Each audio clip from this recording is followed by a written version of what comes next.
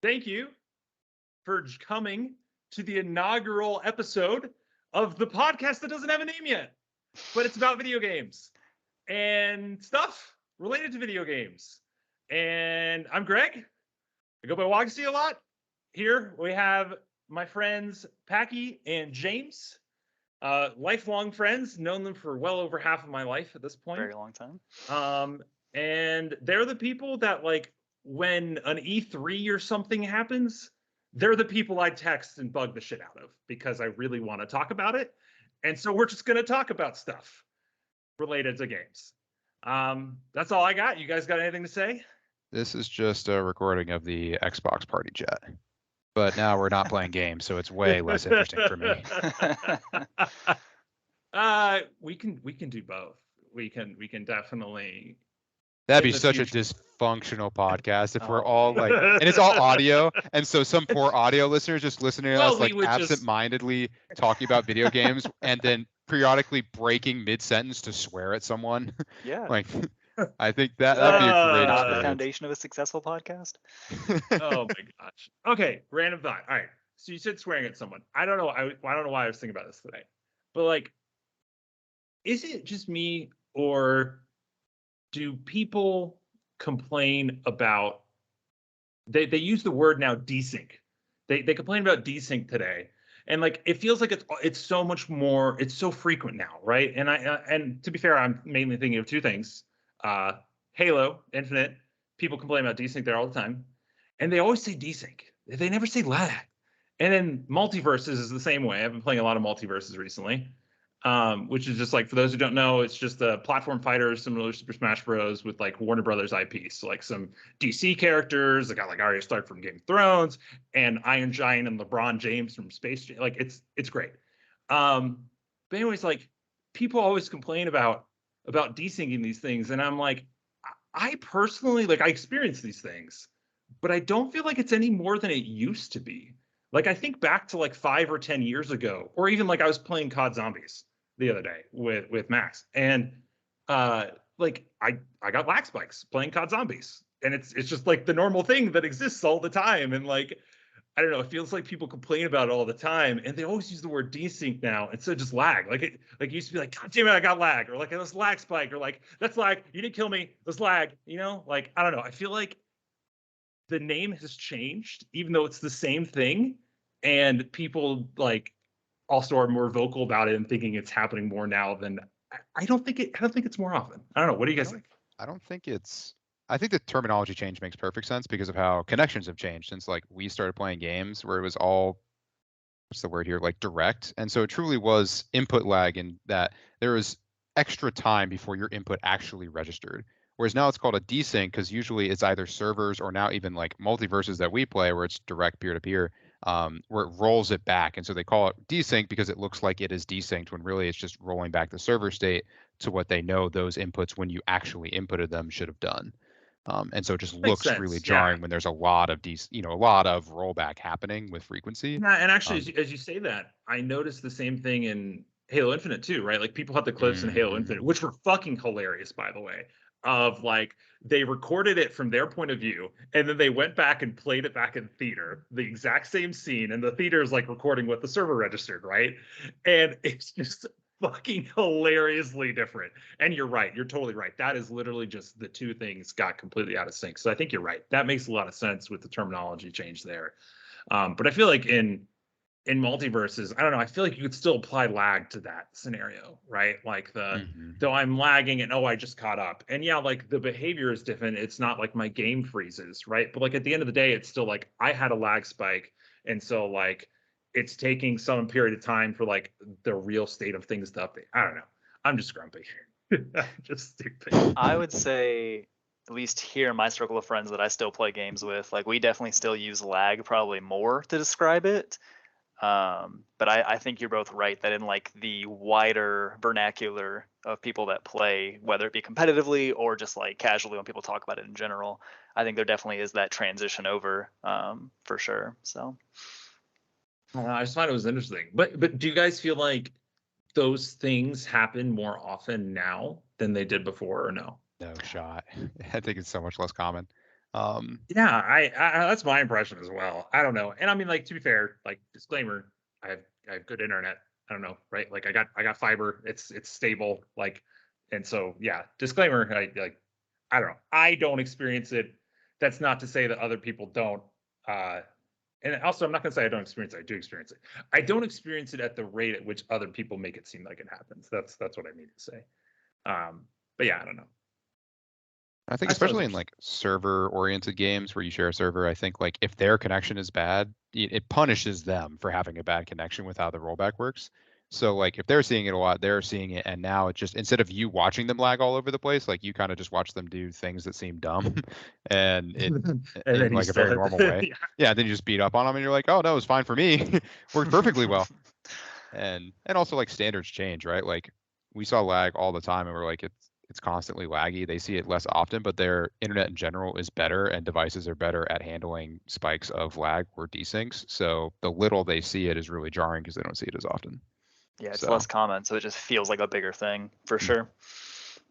also, it's whiny Oh, kids on the internet. We're always going to find shit to whine about, no matter what it is, no matter how mild it is. Like we people will love find to a bitch. way. You're totally right. Like Mhm. it's the classic, like, you go look at reviews things and people are way more likely to leave a negative review than a positive thing, obviously, right? Like, Yeah. Always. because it's like, if things are going great, you're not gonna whatever, you're just gonna keep playing. And but if it's a shitty experience, then yeah, you're gonna go complain. That's fair. I think Like, I've it's just very noticed it, fair. especially in like video games. I think like it's such a a market that's so saturated in like diversity and quantity of games and quality of games that like any game that isn't goddamn perfect, people bitch about endlessly.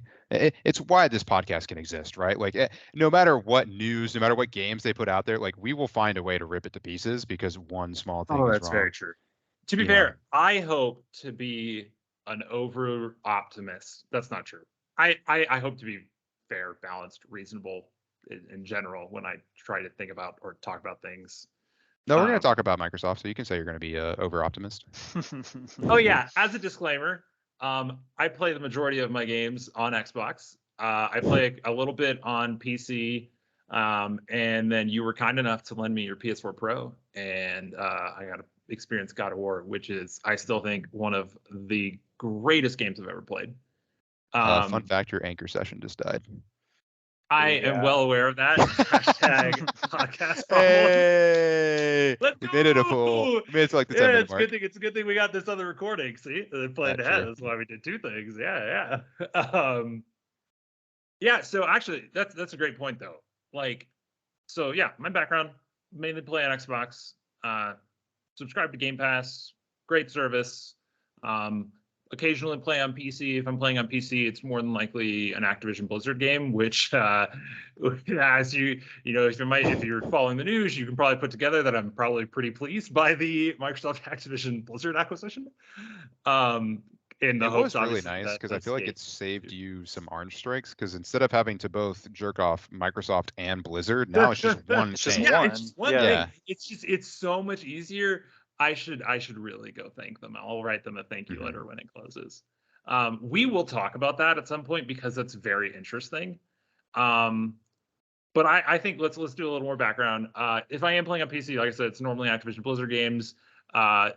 Probably Heroes of the Storm, RIP, or WoW. I have played so many hours of WoW in my life. To be fair, that's not even true. I haven't actually even played that much because, like, I do the thing now where a new expansion comes out, I sub, play for 3 months, and then I basically don't play again for the rest of the expansion. Fingers crossed for Game Pass Super Duper Ultimate with WoW. Anyway, so that's me. What about you, James? Um, just broadly, I've been playing games for a very long time. Started with the N64, a billion years ago. Got a PS1, and I've played every one of the big three mainline consoles or owned them at some point in my life since the N64, basically. So whether that be Sony, Microsoft, nor Nintendo. I currently have an Xbox One Series X. I've got a PS5 now. I've got a Switch that I don't play a ton, but I do love. And then I do have a relatively nice computer. So gaming is definitely like my biggest hobby for sure, and something I've always been interested in for a very long time. As far as games that I play a pretty broad range of games, with the exception of sports games, which I generally can't stand, and Yeah, that's the same here for the JRPGs, most part. usually not a big fan of either. Just personally, like I like Fire Emblem, but that's about it. But yeah, beyond that specifically, obviously I love all the classic shooter games of all kinds. So like Greg was talking about Activision with Call of Duty and stuff like that. I love Battlefield, although not the current one, of course. Very disappointed in that. And then beyond the obvious answers that are like the big flagship titles for most studios, I really enjoy strategy games, which are not as powerful of a genre as they used to be. Hopefully it comes back at some point. I love simulation You mean games. like StarCraft, Age of Empires, that type game? I was never a big StarCraft person. I like StarCraft 2 a lot, but I was never that much. But I loved all the Command and Conquer games as a kid, which like basically created that genre as we see it. Yeah. At least they did. It's a little obviously different now. But yeah, Command and Conquer played a ton of as a kid. That was the first thing got me into modding, honestly, was Command and Conquer. Now it's mostly like big kind of grand strategy games, like the Paradox games, which are all basically just big map games. Love all of those. Total War Warhammer 3 has got its big update coming out next week. I'm super excited for.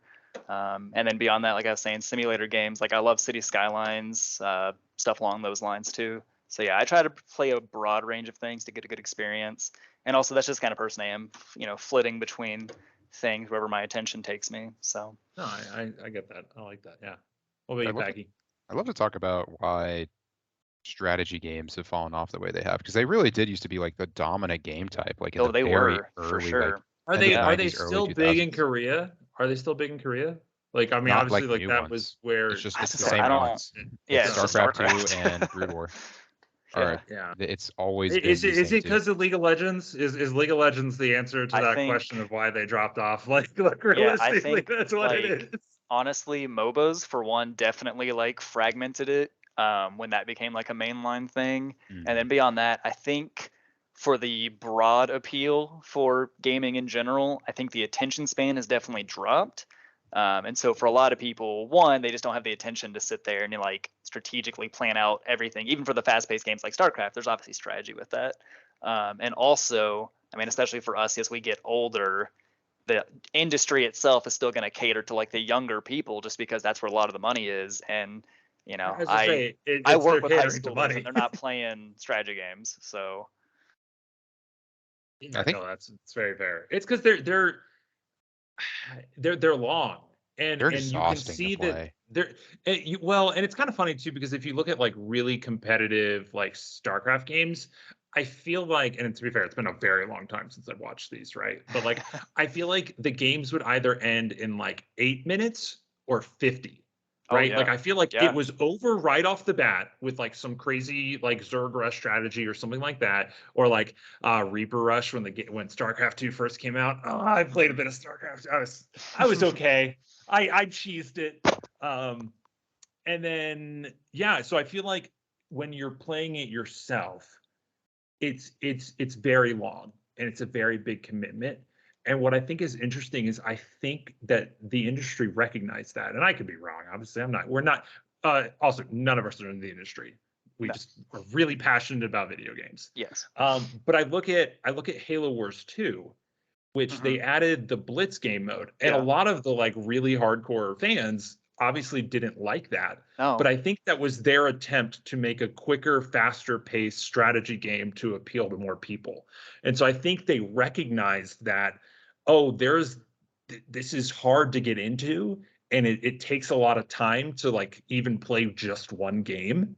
And so I think that was their attempt to like kind of counteract that. I don't know. That's just my thoughts. I mean, I can speak from a kind of personal stance. Greg, you know this person also, but we have a good friend. At least I still have a good friend. Greg, I don't know if you talk to him as much. Yeah, And yeah, I he's talk to him. legitimately.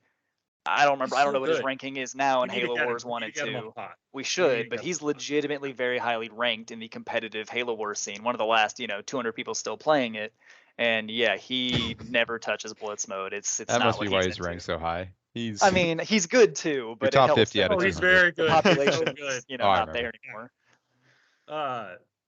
But so yeah, I don't know. I think that's interesting, and I would love to dive deeper into that, or more specifically, I would love to have an episode in the future where we just look at different genres as a whole. Like we can look Yeah. at fighting games, we can look at RTSs, FPSs, etc. And I think that'd be very interesting to kind of like look at genres as an entity, as an entire thing, as opposed to individual games inside of this.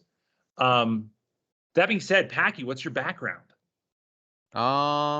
Another lifelong gamer. I think my gaming journey was always like as a kid. Yeah, I always was obsessed with games before I even was allowed to have them. I thought they were the coolest looking things ever. And then I got them very like trickle feed. I was in that situation. I bet you all were in this too, like pretty similar, where like I would get like one game every year or like couple years and just be obsessed with that one and like play the ever living shit out of it, like beat Pokemon, the originals, multiple times. The reason I still play Super Smash Brothers Melee is we got a GameCube and we got 3 games and Melee was one of them, and it's the only games we had for years and years.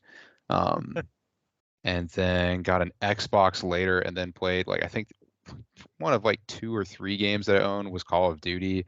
It's why I'm into the Borderlands series now and like still play most of it. I didn't play their most recent one because it wasn't a mainline series, but it's the reason I keep playing them. Like I just played the original one to fucking death. And then got, and then college I didn't play as much. Oh yeah, also played a little bit of WoW. I think I got on a couple times and played with Greg. Maybe for a few. Just a little bit. Do you think your playtime is past mine? I think it probably has. It definitely There's no is. way it has. It's like disgustingly higher now, especially because after in college I didn't play as much of anything. You and I played Smite a couple of times. That's like most of what I remember about gaming, and then I played a little bit of like local party games with people. But then I went and once I graduated and actually started making money and could start buying my own games, I just remembered and had that time. Yeah. And what most of all like triggered the I should go and experience all these different games that I should play was working. It was one of the summers I played at did you just shrink me? No. Wait, did that happen? I'm still staring at us being the 2 smallest people in a room full of our viewers. You're very small. Oh, that should be off. I'm so sorry. I'm so sorry. I've been staring at it the whole time. I've been waiting to work in our listeners. You can change it for yourself. Go change the view for yourself. Yeah, no, I have the normal grid now. I just have the normal grid. Okay, perfect. I'm sorry for that. Very good. Podcast problems. It's okay. You told us you're gonna have this all figured out on day 1, and I believed you.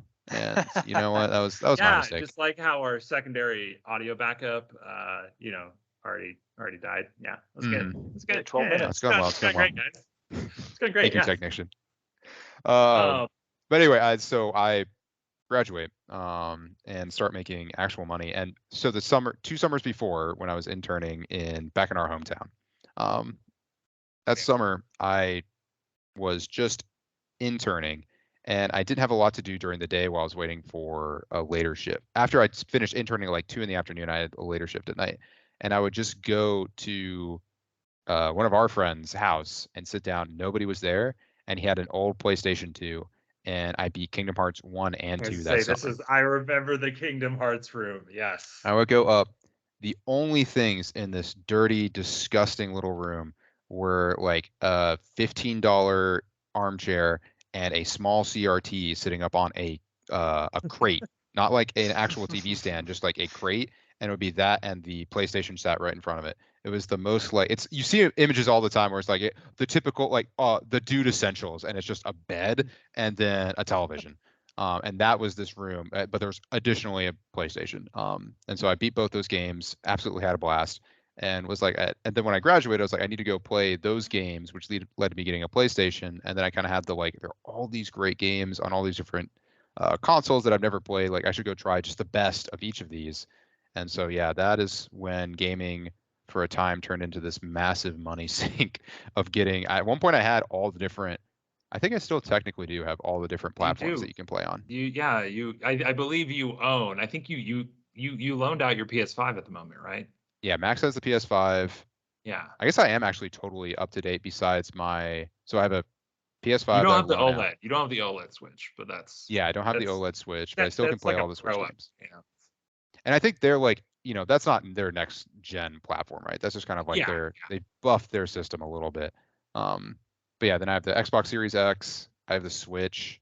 I have my PC, which is I think probably probably the oldest because Greg, you updated recently. And I have the same PC that I built right out of school. I bought a laptop from Micro Center, and I realized it's like kind of blasphemous, and like I just pissed off all the PC Master Race people, but it was $600 and had an i7 and an like RTX 3050 Ti, and it was $600 and I can take it anywhere I fucking want. Like this was also like a year ago during like peak GPU price time, so like it was $600. I sold my desktop, my old MacBook from college, and my old Surface Pro from college, and I just replaced all three of those with a single machine.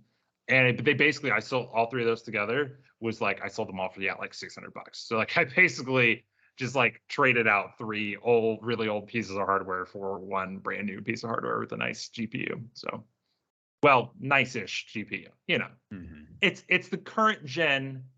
And it's not bad. You know, it does the ray tracing. Okay, I got my pretty shiny Minecraft if I want it. You guys give way more background than I did, which is not a bad thing. I think that's an excellent thing. And now I feel like I have to give a little more, but I'm only going to give a little bit more, teeny tiny bit more. It's mainly it was something you said, Packy. It was you know, when you were growing up, you'd get like basically 1 or 2 games a year.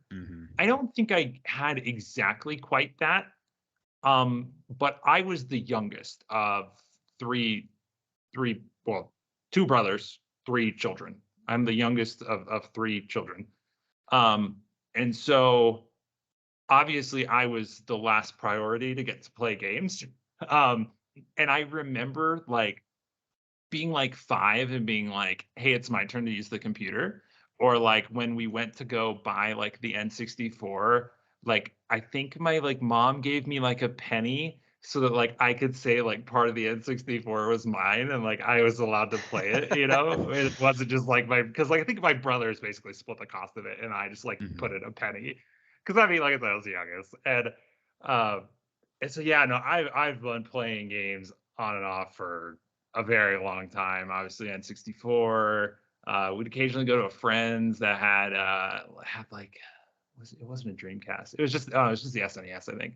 And then like let's see. Eventually, my oldest brother bought an original Xbox, and then eventually ended up modding that, and that was awesome. And then obviously we had a PS2. The PS2 was like that was the bee's knees system. Like that was awesome. Well, that and the GameCube. Oh yeah, they were like at the same time, right? Oh, it's definitely got to give it to the GameCube had games, but the PS2 was so good. And I remember specifically playing Final Fantasy X. Like playing Final Fantasy X for the first time on the PS2 was such an experience. Like, and it was one of those things where like, you know, like you'd have the you know your friends over on the block, they'd come over and you'd just sit around and play for like an hour, and you know like it was like you'd lose in blitzball and you'd like have to pass the controller, and it was great.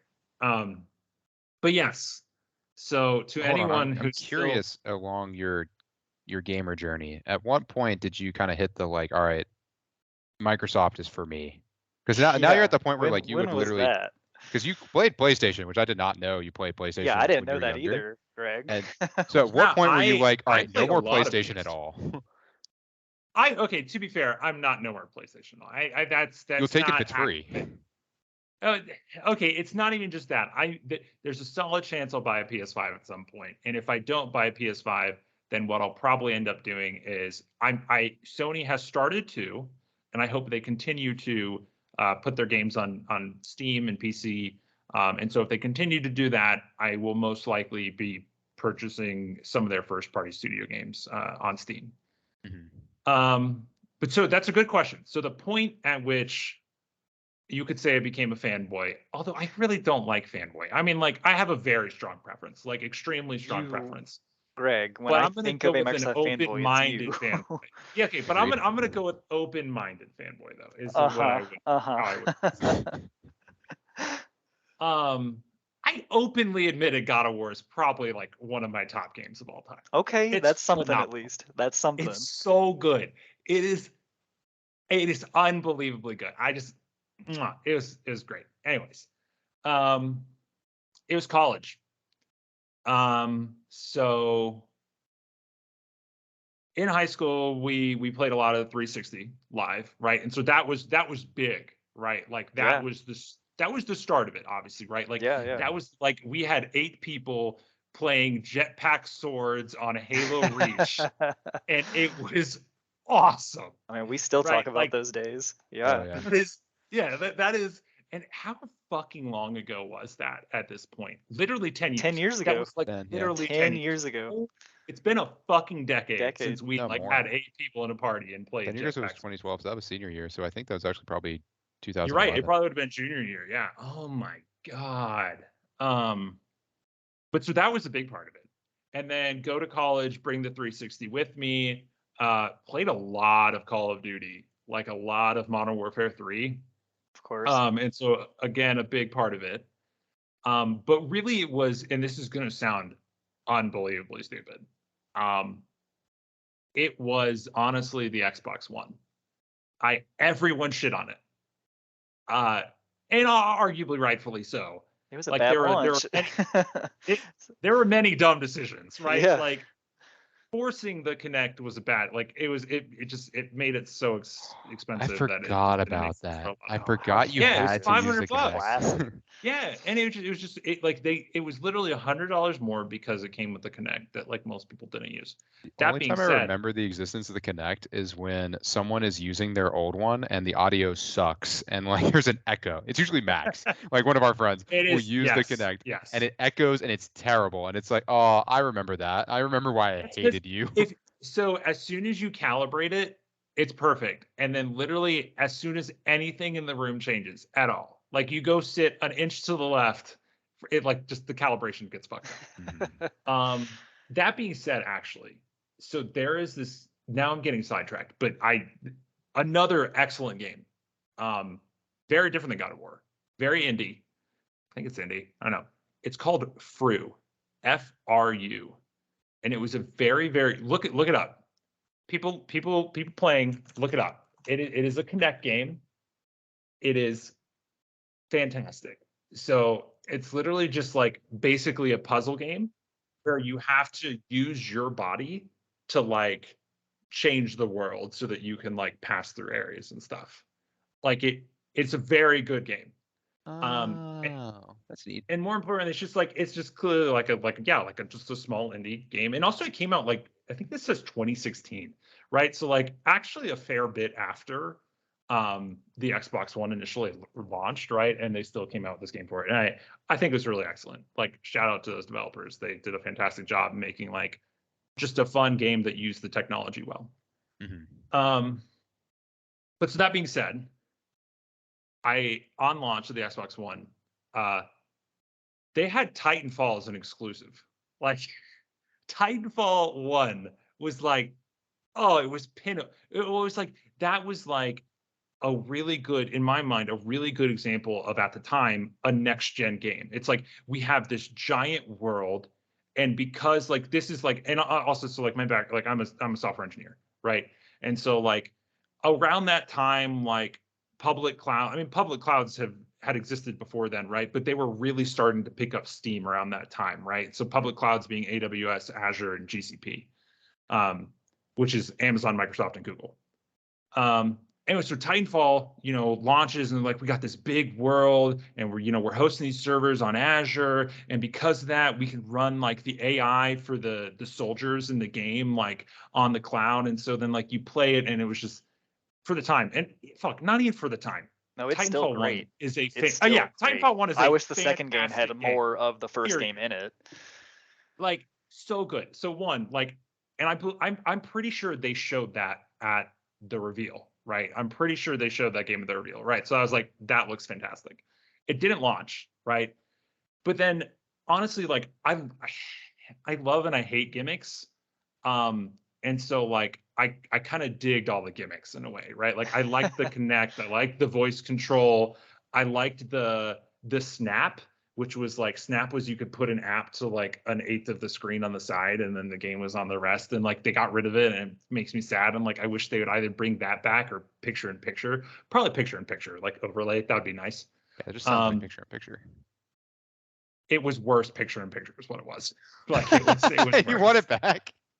No, I want picture in picture. I want picture in Okay. picture, right? Like I want an overlay, right? Like I want to have like my Netflix window overlaid atop my thing. But then the other thing Microsoft did with the Xbox One reveal that again, another gimmick, but I thought it was so cool at the time, was actually a great gimmick. So I'm trying to remember. So I believe I think I can remember the Xbox One launch. So I got the console. I think I got 3 games for it. I think it was Dead Rising 3, Rise Son of Rome, and I don't remember what the other one was. Rise Son of Rome, a beautiful 8-hour linear game. Love it. It's a throwback. Again, like, games used to be like game, that. I swear I've heard you recommend it 100 times. It's all right. It's pretty good. That's what I hear. You're the only one who thinks it's excellent. Everybody else in the world and on the internet is like, it's fine. Like it's it's a decent 8 hours. I love linear games. Like if I'm playing a single player game, I fucking hate open world games. Why don't you like Sony more, man? Because Sony's putting out all the linear, highly crafted games. That's their niche. I'm aware, dude. Oh, not only God of War, Last of Us. I haven't played Last of Us Part 2 yet, but Last of Us Part 1, like played that in college. Oh my god, that game is so phenomenal. Fantastic. Although I'm a big Naughty Dog fanboy myself, so. But yeah, Rise Son of Rome was great, and then Dead Rising 3, they did a Kinect gimmick, which was the like very other games did it too, but it was the Kinect was like listening, and if you made too much noise, and it would like attract zombies or whatever. It was fucking stupid. It was so stupid, but I loved it. And then the other gimmick they did on Xbox One launch, which I kind of wish they would bring back as well.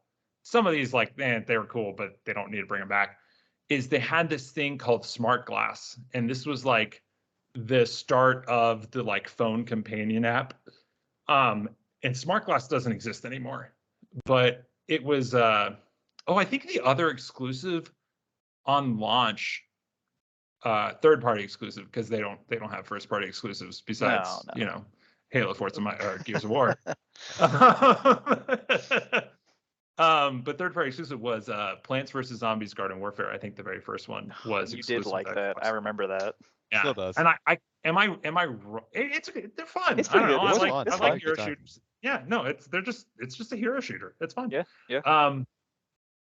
Do you guys remember, was the first one exclusive to Xbox? I mean, I'm sure I could look it up. That sounds right, but I don't remember for sure. Definitely the Xbox One. They did this thing with Smart Glass where they had like the again, these are all gimmicks. I'm sorry, like people are listening to me and they're like, this dude's fucking stupid. And yeah. Oh, they figured that out a while ago. We're already 40 minutes in. That's so much earlier. When the audio recording died. 33 on the second anchor died. Yup. I know what I'm listening to here. But so Smart Glass was like one person they had like the big Battlefield style game mode where it's like pushing down objectives or whatever. There's like 5 objectives you take. We don't have time, right? And then they had like Curious Dave Crazy Dave. Crazy Dave was like, you could be Crazy Dave on your like phone or tablet and like interact with things in the game. I mean, right? Division 1 touted that as like one of its original features. They had a companion app where somebody could like be the drone for the other players. Cool. And like, yeah, I love cool. the Division games, but like it never was anything. It was stupid. It was so dumb. It was so dumb. Yeah. But I loved it, especially at the time, right? Because I was just eating this up, right? I was like, oh, this is also cool. And then more importantly, I personally would not have been affected by the thing that everybody actually hated, which was you have to be always online. Yeah. And I realized that was an objectively shitty fucking thing to do. And more importantly, his answer to that was even shittier. Oh, yeah. Which was, we have a console for that. It's the Xbox 360. It's like, no, Sony has a console for that. It's called the PS fucking 4. Yeah, like, exactly. That was such a terrible fucking answer. And to be fair, I'm not an executive. I don't know what the fuck I would say in that scenario, right? But like, I, it wouldn't have affected me. And actually, because I wouldn't have been affected by the negative parts, and then they had to rip and pull all these things back out, then we didn't get any of the good parts, right? And people are like, there are no such thing as good parts, and they had family sharing, right? Like Yeah. part of their plan was family sharing, where like, which would not have been family sharing, it would have been friend sharing, right? Because that's what everyone does. But like it would have been, and like to be fair, you can like kind of do that today with like the home consoles and Yeah, stuff. I've But done it like, before. Yeah. Mm-hmm. oh no, I totally all the time. Like I home console swap all the time. Yeah. In fact, actually, I'm gonna lend one of my 1Xs to a friend who has a PS5, but he was like, man, I kind of want to play some Halo, and so I'm gonna like slap it as my home console and give it to him, and he can play right away on there. Wait, But yeah, play no, like the which you can play original Infinite family for sharing free. plan was so much better. I think he wants to play Master Chief Collection. Okay. MCC's great. Yeah. And so yeah, that was probably when it started. Was like the end of high school and the beginning of college. Was like that was where I like truly was like the Xbox is my console. And when it also I love mementos, I guess is the word, right? Like I'm not an achievement hunter, right? So like I don't go out of my way to 100% games. But like I have the same Xbox account from when we were in high school, right? Like you two don't. I lost But mine. I Mine know, is but long I gone. do, Yeah. Several. right? And so like there's a history to that. Sure. I get it. Um Yeah. and so like that is also the other big part of it, right? Like I couldn't imagine throwing away, well, not as throwing away is the wrong word, right? But like losing a lot of that Sure. history and memory that I had on the account. Yeah. I mean, my PlayStation count's the same one I've always had, I'm pretty sure. So it's just my Xbox One That got is nice. scrapped. I was actually thinking, I think it'd be interesting on, especially for the context of this podcast, to like, if there was a way to objectively for all of us to count up all the different games that we have tried, put more than X number of hours into, or have like fully completed, and like kind of see how your statistics would break down. I Yeah. think that'd be Yeah. really, it'd be nice to Would see. be You'd never interesting. be able to, So but um not semi-related, not quite, is Microsoft did this like museum thing or whatever. It was kind of janky, and like they should have just given me the stats. I didn't want to load into some like shitty 3D environment Oh and like yeah. walk around. I just wanted the stats. Um, but it was still cool because like they had stuff that like I didn't realize they were keeping stats on at the time. Is like I'm pretty sure my most played game on Xbox is still Modern Warfare 3 from high school. Right, high school and we college, saw right? I this have your together, copy of right? Modern Warfare 3, by the way, from I college. lost a copy of Injustice at some point in college, and I was I don't sad. think I have that, but I have your Modern Warfare 3. But yeah, so that's what I'm talking about, like that history, right? Like I love that I was able to go do that. Again, I don't know why they made it some shitty 3D environment. Just give me a fucking page with the stats. That's all I care about. Um, and so I thought that was cool. And then my enjoyment with Xbox has then grown, right? Because they've made, in my opinion, like a bunch of good decisions since they fucked up and, had to rip everything back and regain consumer trust. Like obviously Game Pass is ultimate, Game Pass is great. or I said Game Pass is ultimate. Game Pass Ultimate is great. Um, Before they did Game Pass, even though it kind of goes underappreciated, I think a lot of times. Xbox Play Anywhere, which was and still is, not while it still is, um, you can, well, the developer has to choose to do it right, but it's like essentially the same store listing for Windows and Xbox.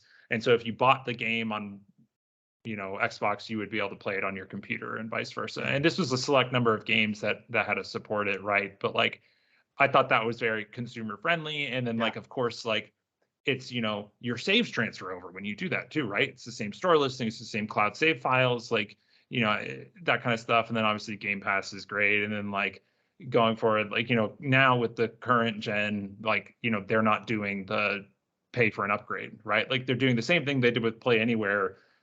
Essentially they just now extended that to the Series X, and obviously third party, they're not forcing third party developers to do that, but they're doing that at least on their own stuff, which I think is cool. So Yeah. If you play yeah, anywhere, the transferring saves, being able to actually play on the cloud, like Microsoft is so clearly light years ahead of the rest of the gaming industry in terms of using the cloud. If you've ever tried to transfer a save on any other Oh, console, it's a it is, nightmare. oh my God, even on Steam, if it is not like a cloud-based server that one hosted thing, surprises me. when I that tried to Steam is not great. Wow. when I tried to move over my Stardew Valley save from one PC to another, it was a manual export and import process.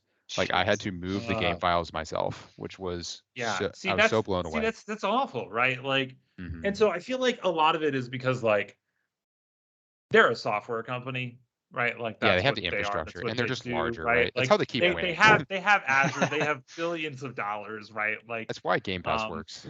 Yeah. It was a yes, great yeah, they're idea. billions of It dollars. works because they've thrown so much money at it. I thought that was what you're like, how they've improved was going to be, was just going to be listing off all the decisions they've made that support Game Pass, because that's been most of their Also strategy. true. Yeah, no. XCloud is excellent. Or Because I think they're still let me losing reel the that back. console war. Let me reel that back. Cloud streaming services are okay. They serve a purpose, and xCloud serves that purpose. And the fact that it's included in Game Pass Ultimate is excellent, right? Yeah. Like the fact that like I can twist someone's arm to play a game with me, and I can say, just click the cloud button. You don't have to install it. Yeah. Right. It's nice. And they can just Mhm. play right then and there is so great. Like they I've still still need to never used fix that some feature. UX there. It's so good. I mean, we did it with, there's one time I couldn't get Sea of Thieves to launch. I don't know if you remember this. And I I do. literally Yeah, I fucking deployed it. uninstalled it and just streamed it from the cloud, which like goes back to like, there's clearly some UX problems of like, you cannot install it and stream it at the same time, which to me feels like a no-brainer, right? Like, Yeah. seriously, like that's a no. I want to play it while it downloads, and then I want to eventually play it on my thing. And of course, obviously, like we were talking about, the saves are just there. It just works, right? Yeah, no, you're right. Like that's great. And actually, I would love to talk about cloud gaming in the future. Not right now, but it's very interesting because obviously you have Microsoft with their Game Pass Ultimate offering. You have Google Stadia. Shit. Disclosure. Dead already. Disclosure. I work for Google. Just wanted to reiterate here that any opinions stated are my own and not those of the company. Not on Stadia, but I feel like if I'm referencing Stadia, I feel like I have to say Well, you that. said you work for Google. You didn't have to then say that you don't work on Stadia, because I assume anybody who worked on Stadia is unemployed at this point. So they did shut down their first party studios, which is kind Remember of that. sad because like Time number 2, if I recall correctly, because they have already tried creating their own first party studio in the past, and they failed. that I don't remember. No, I'm not going to talk about this now. I want to talk about it in the future. I don't think it's that God deep. damn, I wanna Sure. talk about it. Continue on. Oh. I don't think we could do a full Oh. podcast on it though. I think you just struggle to fill an okay. hour. Because it'd be like, Fuck I no. mean, you could, because it'd just be jerking off Microsoft, because nobody else is even competing in the cloud space at all. I was probably going to jerk off Google actually. Well, I was going to jerk them off. Stadia. What is there to compliment? Okay. We're getting into it now. You know what my favorite part? Paying for it every month, and then paying for the games. It's free. No, it's not. It's free. It's a paid service for sure. No, it's not. It's free. You know, you work for Google. I trust you. I'm not even going to Google it. Stadia is fucking free. I remember it rolled out and you paid for the service and you paid for the games because it was a massive. Yeah, they pain did point. some like dumb, stupid like preview thing where the only way you could do the previews, if you did the thing, and then just like their marketing was absolutely atrocious, right? Like their marketing was straight up terrible. The fact that you don't know it's a free service is why they failed. And so I didn't know it was a free service either. I have not that followed makes me feel anything better. on the Stadia. So for I do everyone not else care. who's listening and doesn't realize it's a free service, the way Stadia works, which by the way, I work for Google. They have a free tier. You get 1080p streaming. You can play free to play games on it, like Destiny 2, for example. Absolutely 100% for free from anywhere you want. It's great. And then the paid tier is like you get a Games with Gold or old PlayStation Plus style 2 games a month, combined with you can stream in 4K. And so like the 1080p tier is 100% free though. Like you don't have to pay a monthly fee for that. Anyways, Anything then else? there's Well, is there Luna. any other information you want to work into that advertisement? Like, do you think you got everything in? Check your script. Check your script. What does it say? I do not subscribe to Stadia. I do not subscribe to Stadia. I actually have a Stadia controller, but the reason I have it is because they did a bundle with Chromecast Ultra, and I just wanted a Chromecast Ultra, which I'm pretty sure that's like half the fucking Stadia controllers they sold is people just wanted a Chromecast Ultra. Like realistically, that's what it I would do is. that deal. I have a Like, Chromecast it Ultra. was I like- fucking love that thing. Yeah, because they would like they would sell it. They would like, I think it's like MSRP 80 or something, but they would like do a sale for like $20 or something. It's like, yeah, dude, I'm just gonna buy it for the fucking Chromecast. And then anyway, sorry. Here's the other one that I doubt you all fucking know about. Luna. Are you guys familiar with I've heard Luna? of Luna, yeah. I Interesting. Know nothing about it. don't but I've know. heard of I don't think so. So okay, so the fact that you've heard about Luna is about the same level as you didn't realize Stadia has a free tier. Yeah, that's Amazon's. That's Amazon's Oh, cloud streaming service. I don't know anybody who's used it. For To their be own fair, now probably pretty defunct good. first party studio. I think they still have games. I think they're still working on it. What was that game we played though, where like it launched and it was so bad that I they refuse to literally remember its took it name. off of It's Steam? not worth Was it the space of Crucible my or memories. something like no, that? don't I tell don't. me. I don't want to know. I think it was Crucible. I don't know. It's such it was a like waste of time. it was It was so Crucible. bad they pulled it from Steam. I don't think I've seen that happen before. Like it was so bad. the only thing I could think of similar is the Cyberpunk stuff where it got pulled off stores. But it True, went back. pretty- You Crucible got got free killed. refund. Oh no, Crucible- Crucible was killed quick. Yeah, Yeah, it was gone. Was it killed? I thought they're still working on it actually. No, it Well, is dead, they dead. mean the same thing when it's never going to Dead. come out. So That's fair. Yeah. No, I thought they said Anyways, they completely stopped cloud streaming development. is interesting. It mainly because there's lots of competitors. Like everyone seems to think there's a market there, and every time I use it, I'm like, again, this has a purpose. The purpose is small enough that the market cannot be as big as these people think it is, right? Like, I don't know. It's like it seems to me like there's a couple things. You can either play games before you download them. You can play on the go, or that's really it. Actually, that's about it. No. You Um, can play or- Slay the Spire or while you're laying in appeal bed to and a- watching TV. That's also a I use case. suppose that's true, but why? Okay, so that's I'm going to call that on the go, and then that's not really true. I'm about to say but- I'm not going anywhere when I'm doing that. So why doesn't Slay the Spire just have a phone? It does have one. I just pay for Game Pass. And you know what? The Okay, crazy thing, they do say it's better. So, They so say actually, it's better than no, the phone actually, version. interesting. Okay, and honestly, that's like an excellent. Back to like I feel like ever since Microsoft screwed up the Xbox One launch, they've been very consumer friendly. Like, Yeah. like you could buy Yeah. it on the phone, but you have Game Pass Ultimate, so like why not stream it there? And not only that, but like then because you're doing that, back to the save thing, you can just go play it on your phone in bed, and then go back to your console or whatever, and you have the exact same save there, which is great. It's fantastic. Yeah, I mean, it's just another way that, I mean, all the different, especially the biggest players, right? Like Amazon, Google, throw Apple in there. Microsoft's working you into their ecosystem, and if you were a part of their ecosystem, boy, do they treat you right. They are Yeah. so good to you once you're in there, but you do need to own all of their tech for it to work flawlessly. So if you have a Windows PC, a Android phone, and a actually, I'm not sure. iPhone, I imagine, has to work pretty well with Game Pass. It and works. then It works an relatively well. You Xbox. have to do it with the browser, but it works okay. Yeah. I guess really of all the different infrastructures besides the fact if the Windows Phone still existed, I'm sure there'd be a lot of integration with the Windows Phone. Oh but yeah. I think Greg and I were the in only two who peace. ever bought two of those. It was all right. I liked It was mine like- a lot. It's just Yeah, nobody developed no, it for was. I was gonna say I hear that all the That's- time that's that the it was thing. a great It phone, was- just It nobody was the supported chicken it. and egg. It was 100% the chicken and egg. And like Yeah. the thing is, like they bought. That's not true. They acquired a company called we're gonna get really programming. That's all be quick. They acquired a company called Xamarin, which like the whole thing Xamarin did was like, and Xamarin was pretty early. Was they let you build an app and target it for multiple devices at the same time. Like you could target for Android, iOS, and obviously Microsoft Windows Phone, right? And so I believe obviously that was part of Microsoft's play to make it easier for developers to take existing apps, or rather just support Windows Phone in general. Obviously, clearly it wasn't successful.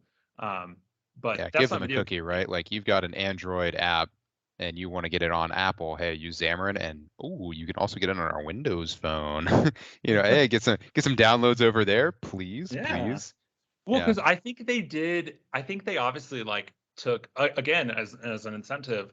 I think they took a smaller cut of sales than both Google They have to. and Apple did. Yeah. Right. And it's kind of the same thing. You see this happening with the Epic Game Store. Obviously, like Epic is taking a smaller cut of sales than Steam is, And doing great while which doing is great, They're right? only Like, hemorrhaging a few $100 million a year. oh, they're hemorrhaging so much money, but it's okay because Dragon Ball Z came out in Fortnite, and they just, I guarantee you, they made enough money off the Dragon Ball Z collab alone to pay for all of their Epic Game Store losses for the year. Like, I mean, that's Fortnite's job at this point, is to fund everything else. Really, and I it's thought it was all going to fall apart, and Fortnite has come back. When I saw a clip of because I didn't end up playing when you wanted to play it last night, but I saw a clip this morning of Spider-Man jumping up in the air and Kamehameha hitting Goku with a Kamehameha great. wave, and I was like, It's "Yep, so fantastic. This is the peak of gaming right here." It really is. Like, honestly, okay, we absolutely did not talk about what I wanted to talk about.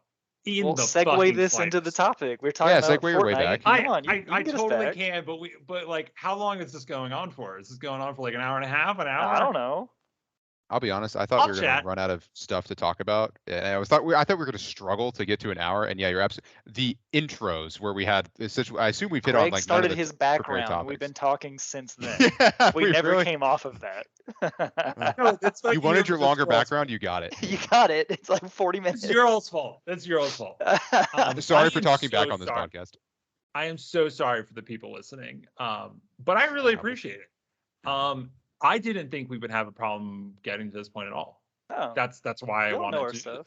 I thought we would have to iterate through all of our topics. I thought like we'd kind of be quick hitting. No. I absolutely knew that. It's exactly what I said. It's just party chat. It's just like, and it's like what I said at the beginning. Like, these you guys are the people I text about this kind of shit anyways. Yeah. And so it's literally just talking about it. Like, that's just, yeah. And that's why I love doing this, right?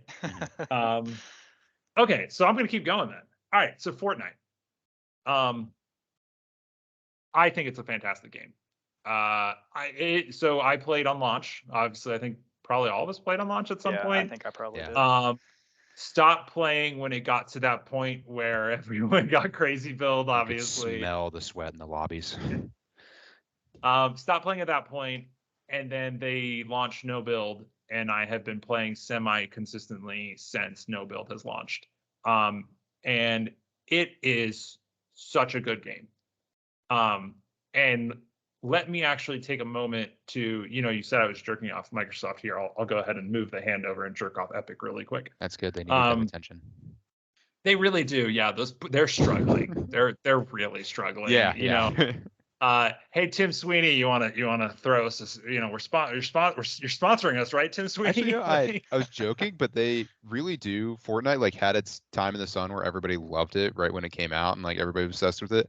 And then it kind of went down. And even after no build, like it's still, I think, the norm and like popular culture to still continue to make fun of Fortnite.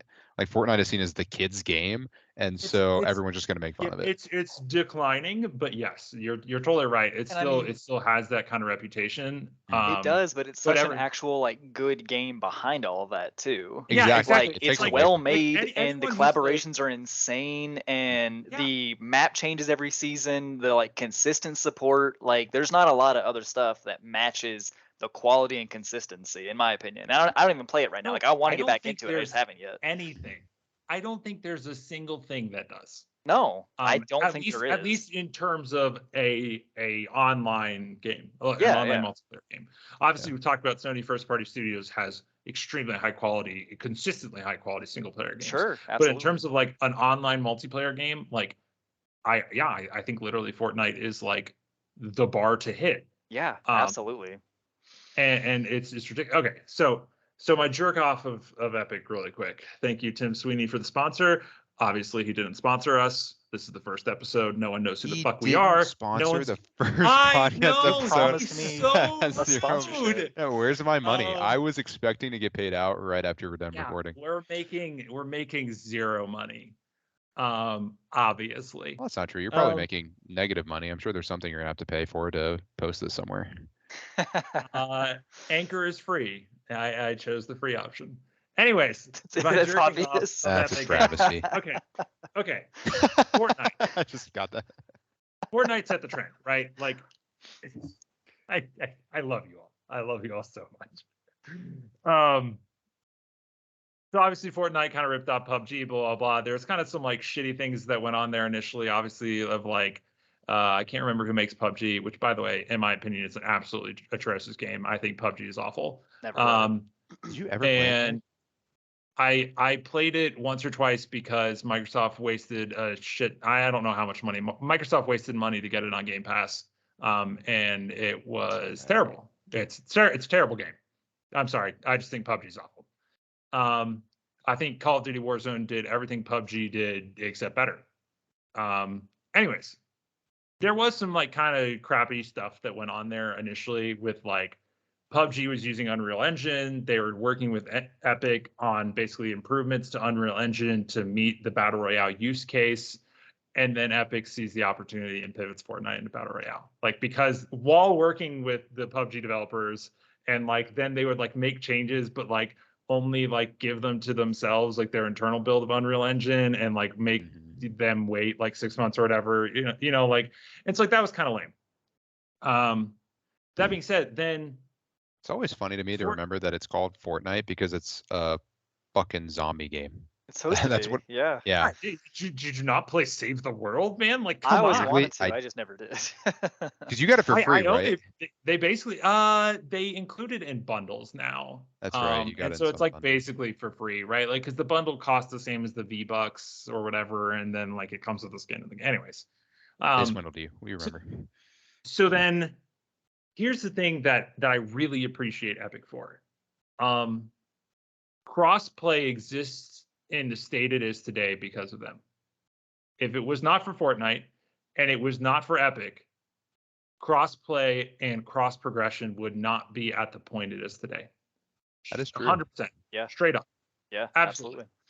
Like, Did you see They- that stuff from the lawsuit with PlayStation? this is a future conversation. How? You're literally talking about it right now.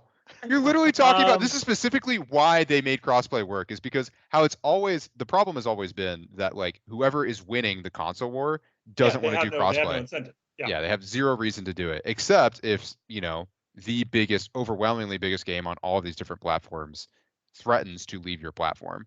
And that is exactly what Fortnite did. They came in and, Tim Sweeney slammed his big old dick on the table and said, I'm Tim Sweeney and here's Fortnite. Do That's what like I a want. hypothetical. I mean, from the lawsuit, they have the exact email exchange where a Fortnite representative, it was not who you would think it was. It was not any leader of the game. It was just like one of their division heads was just talking to a division head from Sony and was more or less like, you have no room to negotiate here. It was paraphrasing, but it was when we became the #1 downloaded game on the PlayStation Store, you lost all like ability to negotiate with us. Like, we are clearly your #1 game by a lot. We make you all a ton of money. You need to go crossplay. We will make you all look like the winners here. We'll do lots and give you exclusive stuff for playing along, but you are going to do this. Yeah. It was So- crazy to read. I love them for that. No, love is a strong word. I really appreciate what they did. And then they did the same thing, except they failed with Apple and Google. They said, "Yo, Yeah. dog." But then here's the other thing is because like obviously as they were doing this, they did the super cheesy like ad, which was really funny. To be fair, then Google did like another super cheesy like get the message thing with Apple with like RCS and iMessage. Anyways, big companies love doing super cheesy like let's rally the troops campaigns. But so for those who don't know, Epic they just did it. They did it without telling Apple and Google the same day they launched their thing. They flipped a switch to enable buying V-Bucks in Fortnite on mobile directly from them, not through the app stores. And it was cheaper. because they're not paying the cut to Apple and Google, obviously. And so yeah. Also, before this, even actually, it was funny. They didn't distribute on the Google Play Store. They shipped in like the Samsung Galaxy Store, or you could like go download the what do they call it on Android? The thingy, the binary, the package. I don't know. Oh, God, I can't think of the name. It is called an APK. And you could go download and install it separately. And then eventually they went to the Google Play Store because they realized that it turns out like market share means a lot, and Google Play Store obviously has market share for marketplaces on Android. But do you so know they why did they did this. it? Do you know why they did it secretly, by the way? Like why it all of a sudden appeared as opposed to It wouldn't have passed review otherwise, right? Like they have to go well, through App past Store review, reviews. but they had to hide it to make sure it would pass review. And it Yeah, was exactly. it was specifically so that it would force the hand of Google and Apple to take them down. So they then had a reason to start a lawsuit because they had already, of course, negotiated extensively with both, saying like, hey, and it's really funny how this comes out because they tried to be we're representing everybody, we're everybody's friend. Starting point for the negotiation is same with like PlayStation, right? Give Look, us a deal. Give us we a are special big, deal. give Yeah. us a special deal because we are special to your platform. But when it's not a video game only platform, both of them are like, go fuck yourself. Like we have plenty of other apps that make way more money than you do. You are nothing to us. And then of course they, did all this so they could start a lawsuit to try and force their way to happen. They weren't nothing, right? Like they weren't chump change by any means. No. But then so personally, so I at one point in time I had released an app for iOS that I made on my own, and then I released some like crappy iMessage apps. I am now technically part of a class action lawsuit where Apple's going to pay me some money, and it's totally the result of the Epic suit, and it's fantastic because so the big changes. So Epic technically lost the case, but a couple interesting things happened. One, I believe the app stores can no longer prevent developers from linking to other places. They can't do the payment in the app, but I think they can like link to their website and you can do it there. That is correct. That's the one point part. they won. And then the other thing that happened is it wasn't a direct result of the lawsuit. It was Apple trying to buy back goodwill, mainly, I think, with regulators. So it used to be Apple, Google, pretty much everybody took 30% of all sales, in-app purchases or otherwise. Apple made the move to your first $1 million on the platform, they only take 15%. And then Google followed suit sometime after, I think. Yeah. I wouldn't say it's like regulators though. It's more it was protecting themselves against when they will invariably get sued for this again. Yeah, that's the biggie, right? But I think it was also just a lot of goodwill. Like I think they were trying to also that, yeah, bring goodwill and be able to point to something and say, hey, look, we're only taking 15%. Like we're like this is a reasonable, but then as a result of that, then I think there's some class action lawsuit that's like, well, this should be retroactive, blah, blah, blah, blah. And like, I think they just agreed to settle, obviously, like all class action lawsuits. And so I think at some point, hopefully I'll get a check, all because Epic decided to take the fight to Apple. And now Apple's going to send me a check, and I'm very pleased. But yeah, no, I really appreciate everything Epic has done to push the gaming industry forward, right? Like, and I know a lot of people roll their eyes, a lot of people hate Epic Game Store, but like Fortnite is one of a kind still to this day. Fortnite, like, the Activision Blizzard suit is going on, or not suit, the Activision Blizzard acquisition by Microsoft is going on. It's obviously under regulatory review, blah, blah, blah. I think it's like in Brazil's thing. There was like this big thing, and Sony was like, Call of Duty is one of a kind. It cannot be replaced. And I think none of the other people they contacted agreed with that statement. I would argue Fortnite is more one of a kind than Call of Duty is. Like, honestly. Like, yeah, I mean, they're both I would they're 100% both huge agree with that games at in this their point. own right.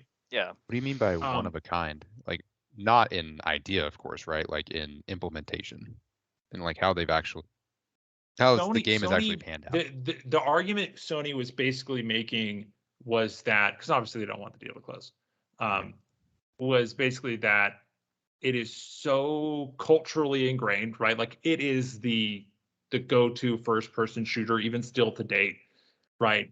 And like the sales are huge, and it's just like big cultural phenomenon to the point where like they were like no other first party or no first party, no other first-person shooter, like it can compare to it, can replace it, etc. They were like it is irreplaceable was basically their argument, and that's why it's unfair to Microsoft to acquire it theoretically.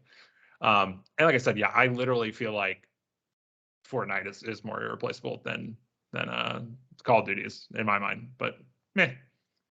I mean, I can't imagine It's kind of looking any other game taking that same kind of like zeitgeist spot that Fortnite has. Like Call of Duty had it for a long time. We're gonna do everything, whatever we want. Like I think it's Warzone, exactly. right? Like you got to compare it to it's the next level down competitor, and for both of those, like Call of Duty, it's got to be I think of the Battlefield series, and then for Fortnite, funnily enough, it's Call of Duty Warzone. Yeah. And so I'm pretty sure both of those, Battlefield's obviously taken a massive hit. It's way easier to make the argument that there is no competitors to Call of Duty after what Battlefield's been doing recently. Warzone's a good analogy, which is an excellent segment of players. What I wanted to talk about, which was, and this was just a random idea, and I'm kind of glad we just kind of talk about whatever, because it's more fun to just talk about whatever, is so free-to-play games were a huge thing, particularly on phones. Yeah. They existed on console. I feel like obviously Warframe's a big example of a really big, popular free-to-play game that came before Fortnite. But I still feel like Fortnite again was like they literally changed the industry, right? Like with Fortnite, with the Battle Pass, with being free-to-play, like the industry has permanently changed because of that. Sometimes for the worse, and this is what I would like to talk about. Is there's so many free-to-play games now, and actually like the Epic example is a great one, right? They acquired Fall Guys, I believe they acquired. I'm pretty sure they now own the studio. Same thing with the Psyonix, the people who make Rocket League. Both of those went free to play after the Epic acquisition. Clearly, Epic is saying free to play is the future. And then another Epic Game Studio published one, just launched into preview called Rumbleverse, also a free-to-play battle royale, also with the battle pass, obviously, right? Like they have clearly, at least for themselves, believe that's the future, and I think the industry agrees. Halo Infinite is free-to-play, much to the chagrin of a lot of people, which I would love to talk about why I think that is kind of a failed choice by them. Not failed, but flawed in a way, and why I think it works for Fortnite, but why it doesn't work for Halo Infinite. Diablo Immortal on phone, which people despise the free-to-play model of it, but at the same time, like there is like 40 to 60 hours of just like pretty fun playing on your phone content there. And admittedly, it's very standard action RPG kind of repetitive content, but like that's what the game is. And it's free, which is kind of great.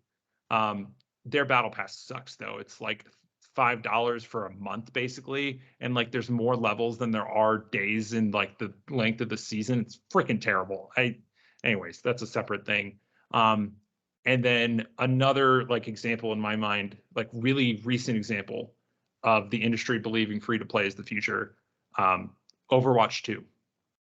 Overwatch is going free to play, which is a fairly big thing, I feel like. I mean, Overwatch isn't as big as it used to be, obviously, right? But like I still feel like that's a like pretty significant example of like a really big player in the space saying we think free to play is the future, at least for multiplayer online games. We think multiplayer online games free to play is the future, and I feel like there's a lot of truth to that, especially with like you need a player base for matchmaking and stuff like that. Like Multiverses is another excellent example, very recent, free to play. I don't think Multiverses would succeed if it was not free to play. I don't think. And we could just look at. No. But yeah, I mean, we can look at Nick All-Stars Brawl, which launched not too long before it. Very similar thing. The gameplay itself it's fine. It's maybe a little worse than Multiverses, but not like enough to like make a difference. The real issue though is like it launched without voice lines and some other stuff, and it costs money. That's the thing, is it costs money. And I think it didn't have. Again, actually, to thank Epic again. Multiverses has cross play and cross progression, right? Which again, like I said, I don't think would exist today. Like Multiverses would not exist in the state it does today if it were not for Fortnite, in a way. Like, and so, yeah, I don't know. I think it's very interesting, this shift to free to play that we're seeing. Again, most of the time, I think for better in like the case of Multiverses, and like I'm glad I'm not going to have to pay for Overwatch. But I definitely appreciate that like there are a lot of bad examples of this. Diablo Immortal being one of them. Although even still, I can appreciate the free content that is there. Also, I guess MOBAs have been free to play for a long time as well, but they didn't have the Battle Pass model. Anyways, I was gonna say it's funny I've to been say it's like rambling. all about Fortnite when really League kind of showed why, and I think all of them ultimately come back to this model and why I think it's good for consumers, but probably not great for game studios. Is that League, Fortnite, a lot of these games that went free to play, Apex Legends, I think, is another great example of that. That's an excellent example. Yeah, Like- which they gave up on Titanfall for that. Exactly, and it's really like you kind of put together this idea and launch it, Oh, and but you Warzone. go free to play, and you start pretty basic and launch with your idea, and either it's going to get that big player base that you need to survive, or it's not, and then you're just instantly going to die if you don't get it. And so it's kind of like free to play gives you a better shot at farming and keeping that massive player base, whereas if you're a paid game, Nick is a great example of you get your initial sales, but if you're an online game, like you need continuous sales to continue to farm a player base, otherwise people are just going to leave. And if there's no standing player base for people to engage with, there's no point in playing your game. So you have to be free to play. So there's always kind of a minimum level of players. And then really you're just trying to like incentivize, hopefully get enough people involved so that then you start to pull in what really all these free to play games want, which is the whales who are going to come in and buy all the cosmetics and all that shit that actually sustains the and development I of the game. think the Battle Pass is an excellent way to be free to play. The Battle Pass model is an excellent way to be free to play without relying on whales, right? Like you can, Yeah. It's the same reason, like the Battle Pass is essentially a subscription.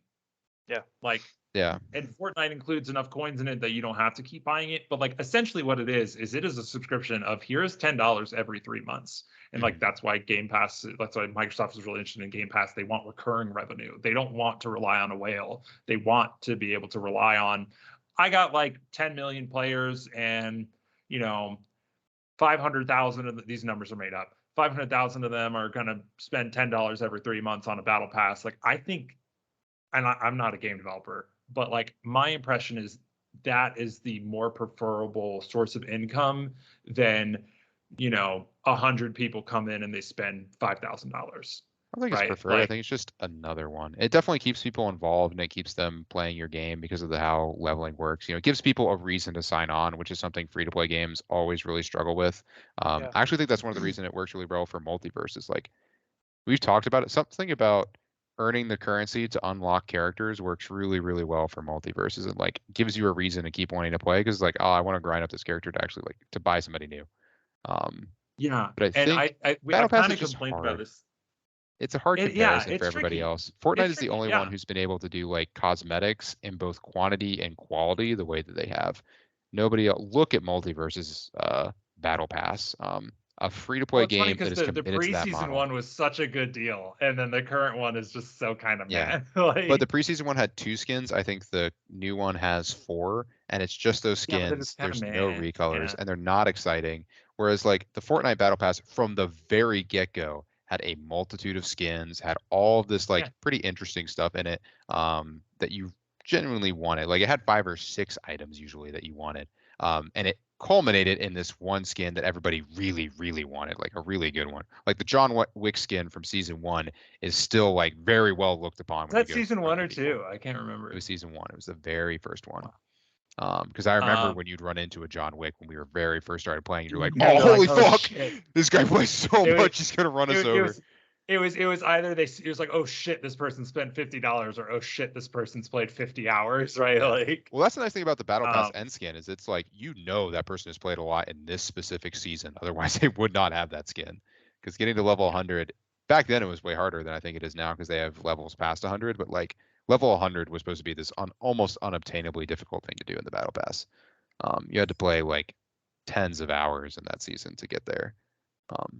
But yeah, I just James, think like I really want to hear your thoughts on this, but I also want to. You mentioned something, Packy, that of like that it can be a danger thing. Is that reminded me of so we've both played a fair number of high res studios games who make Smite, Paladins. That might be basically all they make at this point. One of the things they tried was Realm Royale, which was obviously they're trying to get on the battle royale bandwagon. It was all their games are free to play, I think, and it was okay. It was solid, right? But then like it didn't get the grab.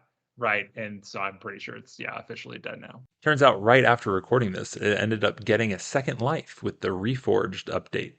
I just thought that was an interesting, like, I thought of that as soon as you said that, like, it can be kind of a curse thing too. James, thoughts?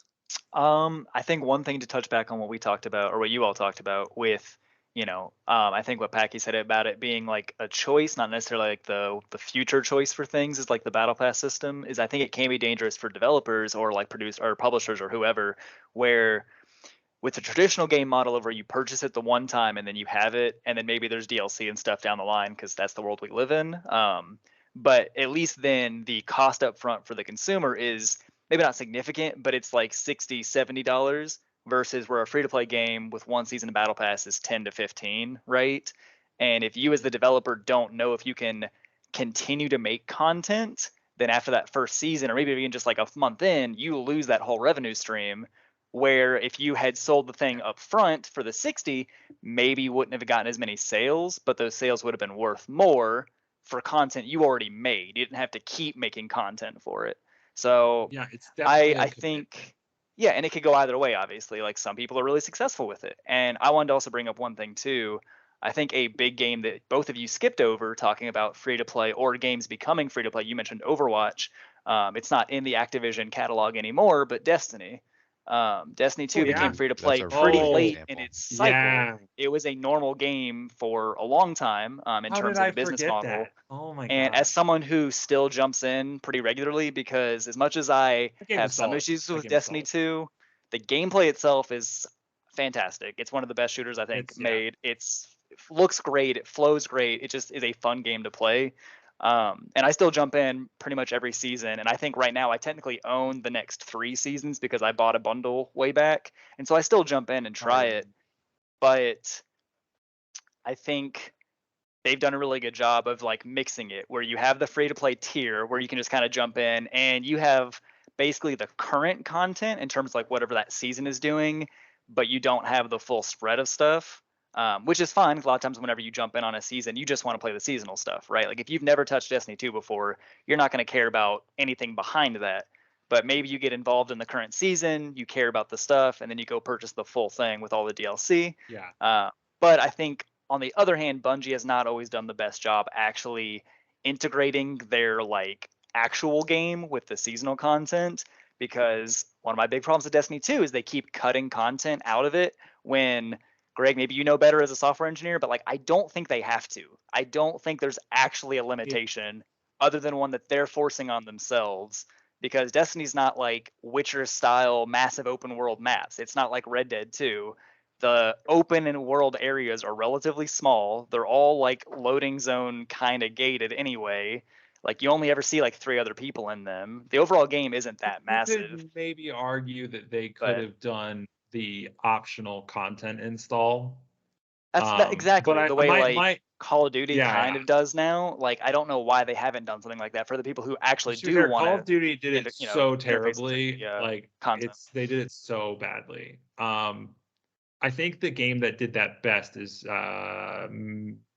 Halo Master Chief Collection. Yeah, Mass Effect Legendary Edition also did a good job, obviously, because they're the same. They're the same thing, right? It's one game that's multiple games. That's all the games. Yeah, exactly. Which ones you want to download, right? But yeah, no, my suspicion obviously is, which I remember reading about this, and I thought it was interesting when they call it the Vault, right? Is what they call it. I remember reading it when they announced it. I think it was like the install size was getting astronomical. No, right? For sure, like absolutely unreasonable. It would be interesting, if they could have done the optional install stuff, And so my response to that as a software developer, and again, don't work at Bungie, no idea. But in general, you want to know what the best code is? The code that you can delete. That is the best code. I I would about to say, I love think it's deleting shit. I wouldn't think that it's an install size thing because segmenting cannot be that overwhelmingly difficult that they just don't want to do So it. I think the other reason they said was It could be balancing and um, maintenance, right? Like they just don't want to go retest all those I think zones. it's some of that. I think it's also like they were running into, this happens especially with the free to play, right? Like I think they were running into people were feeling overwhelmed because there was actually too much stuff to do. Well, True. Big sure, WoW but problem. also they have done the worst job at the onboarding. Warframe, We did, which yeah. I've also the played. I played yeah. it at the very beginning, and I've played it since. I think with I think it was the Plains of Eidolon expansion that added like their open world. I think is what it was called. I didn't play much of it, but Warframe also didn't do a great job of the onboarding, where they onboard you for like the current, but they never do anything to integrate Yeah. the entire rest of their universe in, which is obviously where the bulk of the content is. Like, yeah, I could play Yeah, the I seasonal remember- activity for 200 hours straight, or I could play the whole game, but if you don't know what you're doing, you're not going to touch it. Yeah, I think it was Destiny 2. They hid away like the start to that, like They in did. the hangar. Like you had to like go No, talk they to an literally NPC, did. and It's it's in like a there's dark no corner. indication at Yeah, all that this is the- what you go to do to There's start not this. even like the HUD element of where you can see it. Like if you like bring up the ghost, which is like the little, menu thing you have, you can't even see it like as a pop-up. You have to be right up next to the terminal that'll give you all the old content, and it's out of the way. It's not presented to you. And some of that stuff is great. Like, love Bungie or not, but like they are good at making an emotional story, even for characters that you wouldn't think would be emotional, because they bring in the music, they bring in the visuals, the gameplay's always great. Between Halo, obviously, way back in the day, and Destiny now, but like they don't give it to the players unless you like specifically go and look for it. Which, if you're new to the game, you're not going to do because you don't even know it exists. So No, I mean that's that problem of onboarding new players into a long established game or universe is very difficult. Oh, sure. WoW struggles with it immensely. I was about to call back to they've that. tried to- There must be some Yeah, game design philosophy behind why they do it that way. Because yeah, every game seems to do this, where they kind of just not fully retire, maybe like Destiny 2 has done it, but like they just don't care that much anymore about the old well, zones. They you want to know one No, game that's in done WoW, it it's well, in because my opinion? it's not as good. True. One game, speaking of MMOs, that has done the onboarding well and still values the old content and lets you naturally, organically progress through it, and then you get to the new content. Star Wars: The Old Republic. As 2. someone who cannot Oh, stand that was MMOs not one of them I personally, wanted to. I love The Old Republic because it drops you into the old Is content. it still around? It Is is. it It's still around? actually updated with a season pass. It's like free to play Okay. also. Oh, of course it It's has fantastic. a season pass. But like you don't have to integrate with it in any way if you don't want to. Like I just play it because the actual like base game stories for the characters, especially if you like Star Wars and especially if you like the Old Republic era, are fantastic. They're legitimately BioWare at its best, and the game puts you in it and doesn't like hold it back and be like, oh no, don't play the old stuff. I think Old Republic does a really good job at it. I need to go try it again. The only reason I know that game is still out is because they still release the cinematic trailers, and it's the They're best so Star Wars good. content that comes out every They're year. so good. They're so friggin' good. Don't play the Dude, game. Haven't played are the we game gonna- at all. Have I watched still every single recommend trailer. Do we need to go? Do we need to go play it? Like, is that a thing that needs to happen? I'll probably go Like, try it if you really like it. I knew no one before this conversation who had ever played it. I love it. It's great. And it's the only I- MMO that I can consistently play and not bash my head against a wall. MMOs are so dangerous for me because either I really like it or I give up on it immediately because this It's ain't too WoW. I Right, think like- that's the issue I had. I had to try Final Fantasy 14 in 2 different like attempts because it's the thing that always gets me with MMOs, especially when you've already played one and made it to the end game and played a lot of the end game, is they feel so ungodly slow at the beginning. Like it is just JRPGs have this problem too, where like the first 10 hours is the price you pay to play a fun game. Like Yeah. you have to get through that first part to actually get to the There's part that's fun. many a games that you pay a price up front. Mhm. And then some you're like, it's gonna get better, right? it's gonna get better, right? And then Yeah. it never gets And then it better. doesn't. This is why I love Yeah. roguelikes. Roguelikes, you just get right to the fun part right from the beginning. Yeah. It cuts out everything else. Hades is great. Enter the Gungeon is fantastic. Another really good one. If you like Love both of those, those. if you have Game Pass, Neon Abyss is on there, and they just released an update that I think massively improves the game. I've been grinding those recently. I do actually want to transition that into a closing topic because we're getting late here for me. Hour and a half. Yeah, I honestly I was gonna say when we start I was gonna put a hard cutoff at like 8:15. But I've actually enjoyed this so much. I enjoy the fact that we went long. No, right? Um, I know. but you kind of talked about like setting a overarching topic for the podcast to go forward, and I figured part of that we talked about like game genres. We'll pick other topics too, like cloud gaming maybe. And the different like how has Microsoft done, how has Sony done. There's a it's gaming. There's a wide variety. The industry's huge. The industry's massive. Yeah. But I think one of the things would probably be good to pick like a genre type of game. I really liked that idea, especially because I had an initial like after specifically Hades triggered this adoration from me of roguelikes, and I tried It's a so bunch good. of them, It's so good. as well as all of Supergiant's games. And then I recently Giant's started playing them fantastic. again. They're so good. But I started playing them again, and I would love to talk in depth about why, to me, because just the concept of roguelike. It's not just like I like many different types of roguelikes. Like I think specifically the concept of roguelikes is like the best type of game out there right now. Would love to talk about it in depth as to why they are good. But yeah, that is I guess all of that wrapping up, like what is your either favorite type of genre or what you think is the most interesting genre in gaming right now? James? That's tough because like I said, I play a very wide range. I have a lot of favorites all between them. And as someone, I definitely have issues with my attention span and like wanting to actually play something. Because sometimes you do want to play like a cinematic linear experience, like The Last of Us, God of War, Uncharted, the Sony games, obviously. Sometimes I don't want to do that. Or sometimes I really want to get really lost in an open world. Like I was playing the new Horizon Forbidden West. It's fantastic. If you have a PS5, highly recommend. But also I stopped playing it for like 2 days and it broke the chain and I haven't touched it since. And I tell myself I'm going to go back to it every I day. hate when that happens. I do know, that and I'm so still going to go much. back to it. I just haven't had like I the hate mental it. push for it. As far as genres, I mean, I love strategy games. I'm not crazy in love with the modern versions of them as much. But for example, I still regularly play Warhammer 40K Dawn of War, the original one, which is one of the best games in that genre and I think in general ever made. I play a lot of Total War, like I said, the newer like Warhammer ones. Beyond that, I don't know. I mean, shooters are always just like a fun, like turn your brain off thing and play. Like when the new Call of Duty comes out, I'm sure I'll pick it up. My And then answer is shooters. I do it. Yeah, I think you're. I think they're probably the I'm easiest basic. to I'm just so like basic. play, right? As far as like if you just want to sit down and unwind, it's a good way to do that. And it'll probably make you mad in the process, but it's just good for that. And I want to say something real quick just on your topic about roguelikes. You saying that like you think they're like one of the best gaming genres in general.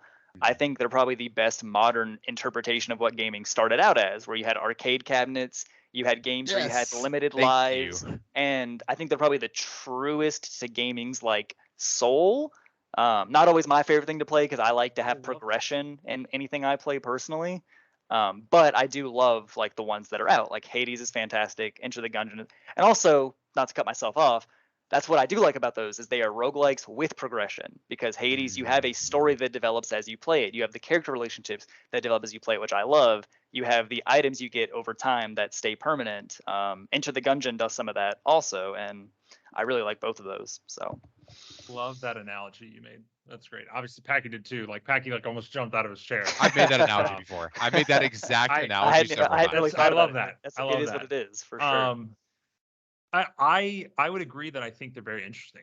Like your question was kind of a two-parter. What was your favorite? What do you find most interesting? I would agree. I would probably say roguelikes are very interesting today in current thing. Enough to the point where like we mentioned, I love that gaming is copying is flattery in gaming, right? Yeah. Like patents do exist in gaming, but I feel like they exist much less in gaming than like in other like normal software industries, for example. For sure. Like and copying is such flattery. And so then you see you see the roguelike being taken and put into other games. Like obviously WoW has Torghast.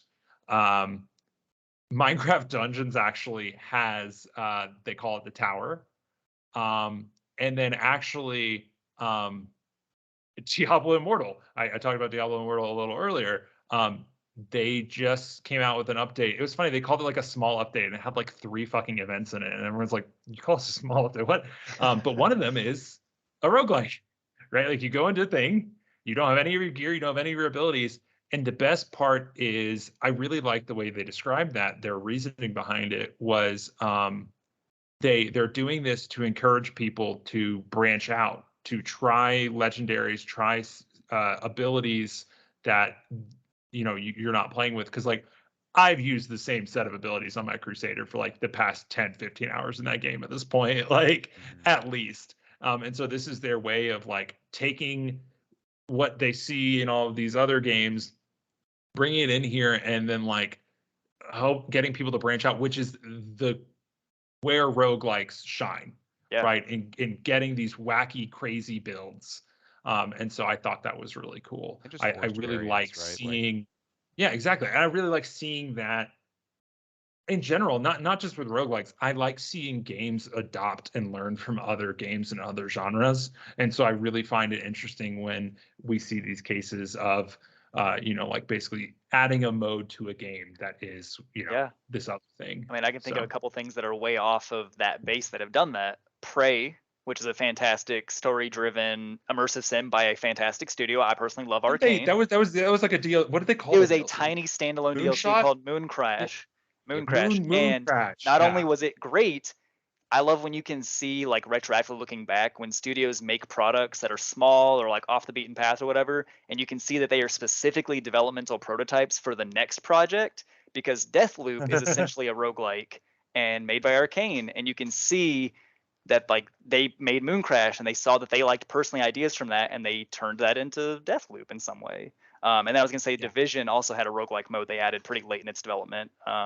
And I never played a lot of it, but I mean, they'd had it. It's a third-person RPG shooter like Destiny, but third person. And they were like, yeah, let's throw a roguelike, in there for whatever reason. So yeah, and that's part of why I wanted to like talk. I would love to do a full podcast episode on them, because I think like, and what we've highlighted is so many people have made them, and it's because they are so easy to make. And because they are so easy to make, they are churned out quickly, which has accelerated the innovation of a fairly unexplored genre up until like the past like 3-5 years. But yeah, they've just changed and improved so quickly because so many people are making them, and they're all making them in sequence, and they're all learning from each other, which we've done with like open world games. But look at like how fast roguelikes have progressed along that compared to open world, which started with Far Cry 3. And really, we haven't deviated all that far from it because it's a genre dominated by AAA industries. For like certain versions of open world. I think other open world games have definitely changed. Like the tower thing isn't nearly as common, except for like the middle line budget games where they're like, I don't know what to put in this, so let's just put towers in. And you can't say they haven't like totally changed, right? Because within that genre, you have Breath of the Wild, which is like a totally, besides some very, very select few shared elements, is totally different than what Far Cry 3 kind of started. Sure, and then you have, I would say Red Dead 2 is the like pinnacle in terms of like world design, and not like from a gameplay perspective, but from a like detail. And there's no like, tower gameplay in that. But like even something like Horizon, which is fantastic and I think has a good open world, does have towers. They're just mobile and they walk around. So yeah, it's just different parts, right? Like everybody's picked their different parts and added in their own new stuff. For sure. Exactly. Gaming as a whole is so much like that. It's iterative, always. Yeah.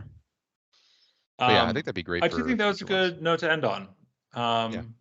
I want to say I personally really enjoyed this. Yeah, it was good. I had fun. I would like to do this again. Agreed. So if you're still listening, I hope you enjoyed it too. The most optimistic thing anyone's ever said so far tonight. So if you're still listening, I hope you enjoyed it too.